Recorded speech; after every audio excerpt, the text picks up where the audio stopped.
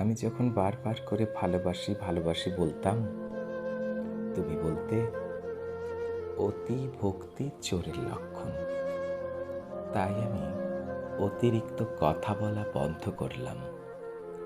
আমি যখন কথা বলতে চাইতাম, সময় দিতে বলতাম, তুমি বলতে সময়ের দাম দিতে শেখো।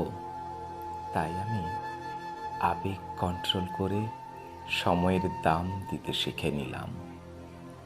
আমি যখন তোমার একটা কল বা মেসেজের জন্য দীর্ঘ অপেক্ষা করতাম, তুমি বলতে বেশি আশা ভালো না। তাই আমি আশা করা ছেড়ে দিয়ে অপেক্ষা করতে ভুলে গেলাম।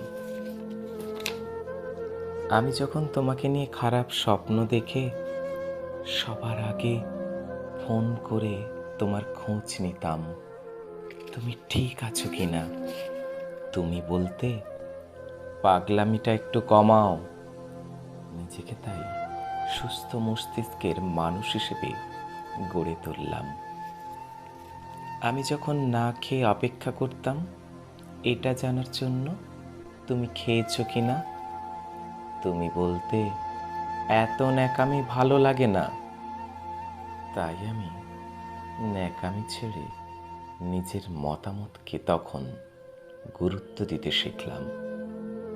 আমি যখন মন খারাপ করতাম তোমার অবহেলায়, তুমি বলতে এত দুর্বল কেন তুমি।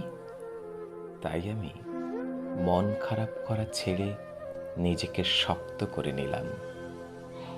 কিছুদিন পর যখন তুমি চলে যেতে চাইলে, আমি বললাম যেতে পারো, আটকাবো না। তখন তুমি বুঝতে পারলে আমি বাস্তবতা শিখে গেছি। হ্যাঁ, তুমি আমায় অনেক কিছু শিখিয়েছ, এর জন্য ধন্যবাদ।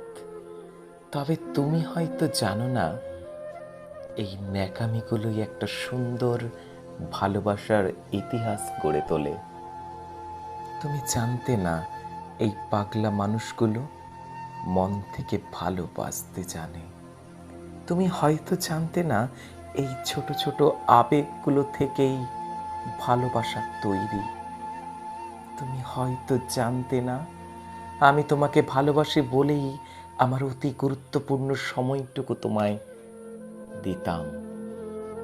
আজ আমিও একটা জিনিস তোমায় শেখালাম, অতিরিক্ত অভিমান নিয়ে যারা হারিয়ে যায় তারা কখনো ফিরে আসে না।